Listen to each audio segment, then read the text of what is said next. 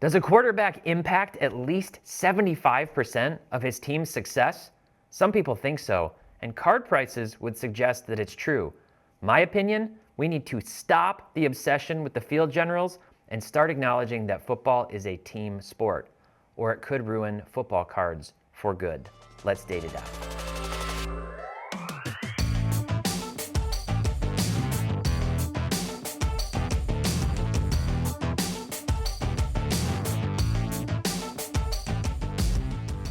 Hey everyone, welcome back to another episode of Data Dive powered by Market Movers. My name is Tyler Nethercott, better known as T-Pott, and I'm back this week to close the chapter on my diagnostic work of the illness that has been plaguing modern football cards.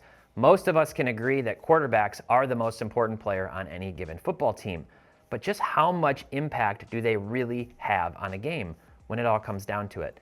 And if football card collectors continue to pump 70 to 80% of all the money that they do into this one position, can that segment of the hobby survive long term? It's a really important question, and I've got some thoughts as usual. As always, this video is brought to you by Market Movers. Visit marketmoversapp.com and use promo code DIVE when you check out. You'll get 14 days for free to try it out and then 20% off for life as long as you are subscribed. Now let's get into the data. So I've done videos in the past talking about how it's not the best idea actually to buy ultra-modern positional players, running backs, receivers. But that was based on the actual data that their prices always come down. Always, all of them are coming down in price. Even if Adrian Peterson were playing today, we're seeing with Christian McCaffrey, Derrick Henry, Nick Chubb, all of these guys, Kamara, all their prices come down over time. I'm changing my tune personally, or I'm maybe advocating with no self-interest because I don't own many of these guys' cards, but for the hobby to start reconsidering the football dynamic. I'm not naive. I understand there's a bigger thing at play here in terms of just how people view football as a sport, but I really want to get into something. We see consistently on social media and on sports news that the quarterback is the single player, the single person on the team, typically getting all the attention when the team is playing well or when the team isn't playing well. It's almost as if the rest of the team doesn't even exist. And this year, I think one player who is a perfect example of this is Lamar Jackson. And Lamar Jackson is having a good year, but Lamar Jackson is not having an MVP caliber year, in spite of right now being third in MVP odds at between plus 400 and plus 600, depending on the sports book. So let's look at some of his stats. This isn't just this year, this is his career stats from ESPN, and I'm going to highlight a few things. Firstly, 2019, his MVP season. Those were MVP numbers. 36 passing touchdowns to just 6 interceptions and a passer rating of 113 here. He didn't have a ton of passing yards. But we'll get into that a little bit more. 31-27. He's well over that pace. He's actually at the highest clip for his career, I believe, this year in terms of passing yards per game. But it's still nothing, terribly crazy. What is he at? Like 250 yards, passing per game, something like that if we do the math. So this was an MVP caliber season. 1,200 rushing yards and 7 rushing touchdowns to go with this. So 43 combined touchdowns, 113 passer rating, 1,200 rushing, 3,100 passing. That is an MVP caliber season, and rightly so, he won the award. This season, 97.7 passer rating. Is that bad? No, it is not bad. It's good. I would take that. With my quarterback on my team, I'm not going to complain about having a 98 passer rating. But it's not MVP caliber by any stretch. 31 sacks. I believe that's the 4th most in the NFL, and it's like Sam Howell's at like 51 or something crazy, and then Lamar's kind of real close to the other 2 closer to him. 31 sacks, very much on pace this season for the most other than this 2021 season when he had 38 sacks in just 12 games played. 5 fumbles, also not great. I think that's also 3rd or 4th most in the NFL. And then we look at the Ravens' whole team. They're running backs. So the Ravens lead the NFL in rushing yards, in total rushing yards. And that helps you control the game. It helps you control the clock. And Lamar is part of that. He leads all quarterbacks this year. Again, unsurprisingly, 644 rushing yards. But the Ravens' running backs also have 1,400 yards rushing. That's more than several teams. Take Lamar out of the picture. And the Ravens' defense is the number 2 defense in the NFL. Where have we seen this before? Joe Flacco? Going to a Super Bowl because of the Ravens defense and being in a good way, I'm saying this, game manager. Trent Dilfer winning a Super Bowl with the Ravens because of their defense. Should the credit have gone to all those players? No. So we're looking at Lamar here, and he's obviously got a decent year, but I don't think he is the type of MVP caliber. You know who I would say deserves the MVP before Lamar Jackson, who's not a quarterback? Both Tyreek Hill and Christian McCaffrey. I'd have McCaffrey at number 1 across all positional players this year, and Tyreek Hill at number 2. Both of those guys are having fantastic offensive seasons. Now, I think personally that it's ridiculous that we keep giving all the credit to quarterbacks who don't control nearly as much of the outcome of a game as we might think, which got me thinking, so I ran an Instagram poll, and that's what I just accidentally skipped to. Here it is. How much control does a quarterback have over his team winning? And I said over 75%, 50 to 74, 30 to 49, or under 30%. I got roughly 200 responses, so yeah, this isn't an insane poll. This is my own personal Instagram account. But I'd say that's a big enough sample size to be somewhat meaningful. So if you look at that, 9%, roughly 18 people, said that they think that the quarterback controls more than 75% of the outcome of a game. That's crazy. That's crazy. I said, you guys must be tripping. 80 people, roughly, said they control more than half of the game. Essentially, half of you, that means, think that more than half of a team's outcome rests solely on the quarterback. Just on the quarterback, nobody else. So in light of that, it is time for me to preach a little bit. I'm getting back out the T-Pott soapbox. So first, does the quarterback control how his defense plays? There are 2 sides to the ball, 11 men on each side plus special teams. So there are 2 sides to the ball, right? 11 players on both sides, special teams, a whole bunch of people and other things. We're going to go through those. So first, does the quarterback control how his defense plays? No. Is it to the credit of Lamar Jackson that his defense is the 2nd-ranked defense in the NFL? Maybe you could make an argument. I think there's something to this for time of possession. And I didn't look at that stat. I would suspect highly that based on that run game success, that the Ravens control the clock really well. So yes, maybe there's something to that in a way. But the Ravens still have a good defense. Nobody can convince me that if Tom Brady had played with Peyton Manning's Colts defense year after year, that he would have won as much as he did. Trent Dilfer, I mentioned him, and Brad Johnson, they didn't win their team Super Bowls. They just didn't. They didn't lose the Super Bowls. And in case you missed it, the Chargers have scored more points than any team in football over the last 3 years, but they've also given up the most points of any team in that period. And in fact, it was the most points ever given up by a team in a 3-year time frame. And it happens to be more points than they scored. Is that Justin Herbert's fault? Second point, special teams do matter. Can the quarterback control if his kicker goes 0 for 3 on field goals, or if he misses the game-tying extra point? Well, maybe it's the quarterback's fault if he fumbles the hold like Tony Romo did in the 2006 wild card. Sorry, Cowboys fans, not really. Was it Jalen Hurts, who is to praise for Jake Elliott hitting a 59-yard field goal in the rain to send that game with the Eagles to overtime against the Bills, which they ultimately won? Has Dak Prescott made all 30 of his field goals this year for the Cowboys, breaking multiple records along the way and drilling consistently 59-plus yard field goals? Is it the quarterback's fault when the punter shanks a critical punt at any point in the game? No. All of those things are those players, and they own what they do, and it's a team sport.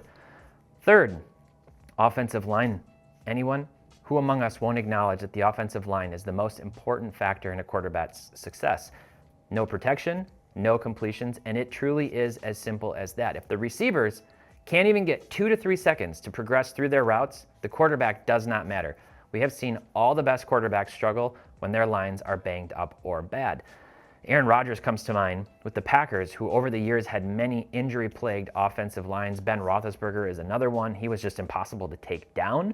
So that's why it worked, somewhat well for him. And Rodgers is one of the best, scrambling on the move throwing quarterbacks we've ever seen. But those lines create a lot of issues. When Dak Prescott came into the league in 2016 as a rookie, the Cowboys had by far the best offensive line in football, which is why Dak had an incredible rookie year and why Ezekiel Elliott had an incredible rookie year. And let's think back to an iconic Super Bowl How was it that the Giants beat the undefeated Patriots in the Super Bowl? It was because the line for the Patriots couldn't protect Tom Brady against three guys named Strahan, Tuck, and Umanura, who combined for 3 sacks and many pressures in that matchup. It was the recipe to beat that undefeated, dynastic-looking Patriots team. Which leads me to another thing related to that Super Bowl. It turns out wide receivers matter too. David Tyree made one of the most improbable and insane catches in football history. If he hadn't, Tom Brady would have another Super Bowl to his name, and Eli Manning would have just one Super Bowl victory. To that end, if Wes Welker hadn't dropped the wide open pass from Tom Brady in the 2011 Super Bowl once again against the Giants, the Patriots very well may have won that Super Bowl. Instead, they faced a 3rd and 11, and they had another incomplete pass and had to punt. The Giants drove down, took the lead, and won the game. Let's look at more recent examples. Was it Patrick Mahomes' fault that the Chiefs lead the league this year in drops? 20% of his incompletions this year are due to drops. If you look at his advanced passing stats, he's been more accurate and made fewer bad decisions this season than any other time in his career. In spite of his interception numbers being up this season, the team just keeps dropping the ball. Was it Mahomes' fault when Kadarius Toney cost them the game versus the Lions in Week 1 and couldn't catch a pass? Was it Mahomes' fault when Valdez-Scantling dropped a wide-open touchdown, which could have beaten the Eagles a few weeks ago? Was it Mahomes' fault when Toney once again lined up offsides this last week on a play that could have beaten the Bills? Is it the quarterback's fault when his receiver runs the wrong route and the ball gets picked off as a result? We don't see that in the stat lines, and most people don't know it because they can't possibly watch every play of every game. Lastly, does Tua really deserve the credit for the insane cheat code named Tyreek Hill? And last thing I'll say about this, the Chiefs would be better off, I ran a funny poll, with 2 retired wide receivers coming back or MVS and Toney. And it was a 95% landslide. I said I'm convinced that even if Terrell Owens, age 50, and Randy Moss, age 46, came back, they'd be better off with those 2 guys than they would with the 2 who happen to be on the team and just keep screwing things up. So let's shift to the 5th point. The run game also matters. The running game sets up the passing game. It's an adage as old as time. If passing is so effective, why don't teams just do it every play? Because running the ball helps keep the defense honest and committed, and they have to put players in the box, which opens up the field, makes sure they can't play a broader zone defense, a nickel or dime defense. It means that, they have to stay true and respect the run and not let the team chip away, and therefore the pass game opens up when you're able to establish a good run game. Even with a team like the Chiefs, they relied heavily on Isaiah Pacheco this year, and it was evident that they missed him this last week when he was injured. So this also means that the defense, if they have a good rush game, can't be as aggressive with their blitz packages and their pass rush packages. So let's think about a scenario. This is the one that always comes to mind. Was it Ryan Tannehill who deserves the credit for Derrick Henry literally carrying the Titans to the AFC Championship game a few years ago? Tannehill threw the ball 29 times over the first 2 playoff games leading up to that game for a total of 160 yards passing. Yes, in 2 playoff games, he had a combined 160 passing yards. Derrick Henry rushed 64 times, more than twice as many times as Tannehill dropped back and threw the ball. And he rushed for 377 yards in those 2 games. So does Tannehill deserve the credit for the Titans making it to the AFC Championship game? It's crazy because if you were to swap Tannehill out and put in any other quarterback who's been good, Aaron Rodgers, Tom Brady, Peyton Manning, anybody who's even been remotely good, Trevor Lawrence today, somebody with hype around their name, people would be like, look at what Trevor Lawrence did leading his team to the AFC Championship. He didn't in that case. Tannehill didn't, and you have to respect what the specific athletes do in those scenarios. Now, 6th point. Coaching matters. And by the way, I love that commercial. If you haven't seen it, the State Farm commercial about bundling and the Nuggies, it's hilarious. So a little homage to Coach Reed here. But I could go on and on about coaching. Training matters. Practice matters. Motivation matters. And play calling certainly matters. Scheming, in-game adjustments, everything. Was it Russell Wilson's fault that he got picked off at the goal line versus the Patriots in the Super Bowl? Sure. But was it his fault that Pete Carroll got cute and called a slant route on the goal line when he had one of the greatest short yardage running backs of all time on his roster with 3 attempts to score from like a yard out? How many times have we seen a coach get canned and a new coach come in, changes literally everything, changes everything? This year, the Las Vegas Raiders are a good example of that. They went from being literally one of the 3 worst teams in the NFL to possibly one of the best defenses since they moved on from their head coach. Dan Campbell, obviously another great example in my opinion. The coaching staff matters big time, and they have a big impact on the outcome of games, just like the quarterback.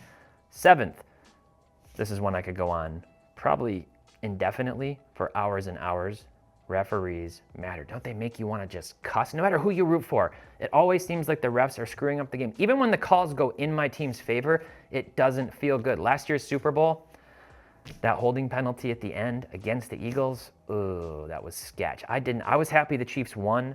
I really didn't feel good about that call, and I really, really felt bad for Eagles fans. I was in a big room full of them. So sometimes I've been known to go on about the referees.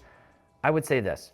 They 100% and absolutely impact the outcome of many games, whether intentionally or unintentionally. We could go down that whole rabbit hole. The Saints got hosed out of a Super Bowl on that missed pass interference call a few years ago. Let that sink in. They literally didn't get to go to the Super Bowl because the refs missed an obvious call. No gray about it. Absolutely nothing. Just not a reviewable play, which is ridiculous. And that was the difference. Football tends to be a game of inches, literally.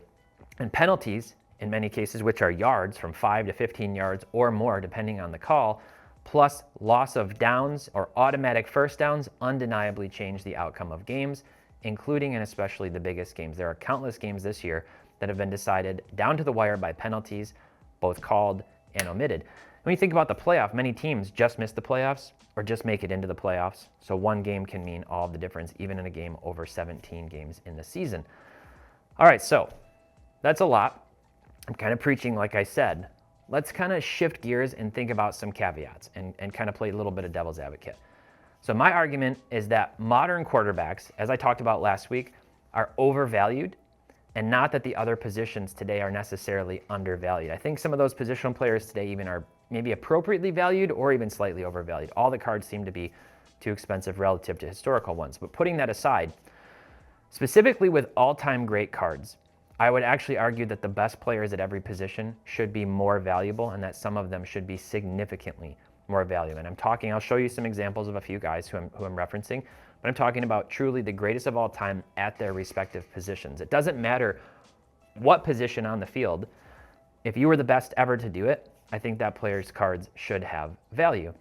And we do see some value, for example, around a guy like Adam Vinatieri, who may not be statistically the best kicker of all time, but had the biggest moments and championships to go with it. So let's think about this. Let's break down all the reasons why each position isn't valued in cards, and then maybe the case why they should. Let's start with running backs. They have a short shelf life. Even for the best ones today, we're lucky if they play until 30, and then it's on to the next fresh new set of legs. Many teams also use a running back by committee now, even with highly talented lead backs. We saw that with Nick Chubb, where he was very successful, but they would still use Kareem Hunt and other backups in different situations. With that being said, shouldn't we be adjusting our expectations and our collecting style to appreciate the best of the best each year with this new paradigm? As football has evolved, shouldn't our preferences around the players maybe also evolve and shift to still make sure that we're valuing all of the players, even when the passing game has become a little bit more elite? Receivers, the problem is they're super, super inconsistent from week to week in most cases, and they rely on having a good quarterback to even get them the ball in the first place, not to mention a good offensive line and a good play calling scheme. Think about this year, perfect example, Davante Adams. With that being said, maybe we should show some appreciation for a player like Mike Evans, who just made NFL history for 10 straight 1,000-yard seasons. That is consistency, that is excellence. That guy completely flies under the radar. Much like Julio Jones and a number of other guys, DeAndre Hopkins have suddenly, kind of fallen out of favor and flown under the radar. Fitzgerald, Anquan Boldin, I could go on and on. Now, nobody cares about the offensive line or who they are, what their names are, and nobody notices what they do. But there's a reason why the top draft targets every year for many teams, both teams that are rebuilding as well as experienced teams, but especially for those rebuilding teams, they almost always start with an offensive lineman, with a left tackle, with a top tier guard, somebody like that. The Lions focus on their offensive line several years in a row, and it has now paid dividends to where they have one of the best offensive lines when healthy in the NFL. Maybe we should think twice about offensive line cards. I know Joe Thomas cards actually can go for a decent amount. I think Browns fans desperate for somebody, plus he really was one of the all-time greats, but think about Jonathan Ogden or some of these guys. They don't need to have a ton of cards, but I think we should value them. Defensive linemen are awesome if they average 1 sack per game. Are we supposed to get excited about a player who has 1 good play per game? Yet NFL teams understand their impact, and that's why they pay these guys the big bucks. Follow the money. For several years in a row, we actually saw Aaron Donald come out as the #1 player on the NFL top 100 list season after season. It wasn't Tom Brady. It wasn't Patrick Mahomes. It wasn't another quarterback. It was Aaron Donald. Linebackers, they get no love anymore, and they seem to be a dime a dozen with the exception of the top 2 to 3. But man, do players like Fred Warner and Roquan Smith make a huge difference. Look at the Niners and the Ravens defense. Quarterbacks just don't get the interception numbers that they used to. Quarterbacks aren't throwing as many picks as they did in prior generations. So it's somewhat harder to measure the impact of corners with conventional stats. But then again, when a guy returns 6 interceptions for touchdowns in a season like DaRon Bland, we should probably pay more attention. And safeties aren't allowed to actually hit anyone anymore. So their position is basically restricted to tickling a player after he catches the ball and makes 16 legal football moves, hoping that he'll be nice and go to the ground. So for safeties, maybe we should just actually ignore them. Now, I've got a couple of last comparisons to take a look at. And the first one here I want to look at is 2 running backs, 2 quarterbacks. Somewhat straightforward, but look at the price points. Pop counts, somewhat similar on these guys with the exception of Derrick Henry, who happens to be the cheapest. Henry's PSA 10 Optic Holo from 2016, it's his rookie card. Pop 52, last sale, $114. Christian McCaffrey, nearly double that at $215. He's having a fantastic season, and he's got some of the best averages in the history of the NFL. But then you've got Lamar Jackson at $345, who, by the way, has already won an MVP, and Brock Purdy, who's at $403, whose praises I continue to sing, who right now I think it's between him and Dak who should probably win the MVP based on how MVP voting typically goes with the best team and the quarterback and all of those things. But I think you could make a case that Christian McCaffrey is actually the best and most valuable player on that 49ers team, which I believe is the best team in the NFL. So maybe Christian McCaffrey should be the MVP. Like I said, I think he should be much higher on the MVP voting odds than Lamar Jackson, but he's not because it's never not a quarterback. It's always a quarterback now. They should just call it the most valuable quarterback award in the NFL because nobody else is winning that award anymore. It's just the way that the voters have gone. So my question, I did say here, I'm not advocating for these guys necessarily being more expensive. Maybe the Henry should be based on his career. But are these inflated? Are these inflated in value? Again, looking at the context of last week's video, when you think about how many cards that these guys have. And then the final comparison. I'm going to show you 6 cards and then another 6 cards. And I want you to ask yourself, which set of cards, if you were to see them in a showcase or being pulled out of a Zion case at trade night, your friend comes over and goes, dude, check out these cards that I got. Which of these sets would impress you more? Which of them would make you salivate a little? Which would make you go, oh man, great, great cards? Would it be, I'll start with the newer guys. Would it be these 6? Danny Dimes Silver, Justin Fields Holo, Kenny Pickett Premier Dragon Level Scale 89, overpriced stained glass case hit of Will Levis, Mac Jones Downtown, and a Jordan Love Disco Orange that I guess looks like cheese but kind of clashes with the color of the Packers. Would it be these 6 cards that get you really excited and riled up and make you go, man, I got to stop and talk to this dealer or see where my friends got these? Or would it be this 6 guys? Ray Lewis, 2012 Prism Gold, numbered to 10. Charles Woodson, 1998 Flair Brilliance, 24 karat gold, numbered to 24. Julius Peppers, 2003 Topps Chrome Gold X-Fractor, numbered to 101. Ed Reed Gold, Brian Urlacher Gold, Troy Polamalu Gold. These cards are amazing. They're amazing. And when you start stacking up the price point, this is what I'm talking about when I say these are literally the best players of all time at their position. I could have so much fun, and I have, just sitting with somebody and debating who are the top 5 safeties or cornerbacks or linebackers or defensive linemen of all time. Defense matters a ton, and these guys were the best to ever do it in many cases. So think about that. Let it sink in a little bit, and let me know down below, what are your thoughts? How much does a quarterback really control the outcome of a game when it's all said and done? I will say the best quarterbacks have the most control, And the worst quarterbacks can likewise have a massive impact in the wrong direction. But as the position goes, and generally speaking, I don't see how it's more than 30 to 40%. So should we be giving more love to the rest of the players on the teams? And should there be trading cards for referees? I know I would take an auto of Mike Carey any day. Let me know your thoughts down below in the comments. And guys and gals, we're getting so close to 20,000 subscribers. So if you haven't already, would you please consider subscribing?